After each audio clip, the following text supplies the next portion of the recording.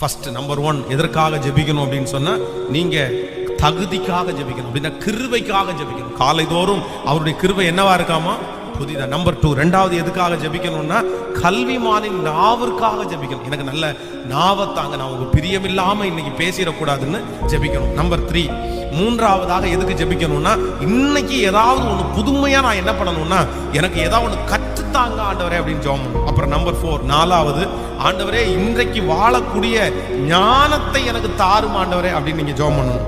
Number 5 ஐந்தாவது, இன்றைக்கு எனக்கு தைரியத்தை தாரும் ஆண்டவரே அப்படின்னு ஜெபிக்கணும். சோ நம்பர் 6 ஆறாவது, ஆண்டவரே இன்றைக்கு எனக்கு எந்த பலவீனம் வராம நான் சுகமா வாழணும்னு ஜெபிக்கணும். நம்பர் 7 ஏழாவதாக பாதுகாப்புக்காக ஜெபிக்கணும். இந்த 7 ஜெப குறிப்பையும் ஸ்தோத்திரம் பண்ணிட்டு தான் வீட்டை விட்டு நீங்க எங்கனாலும் என்ன பண்ணணும். Download ShareChat.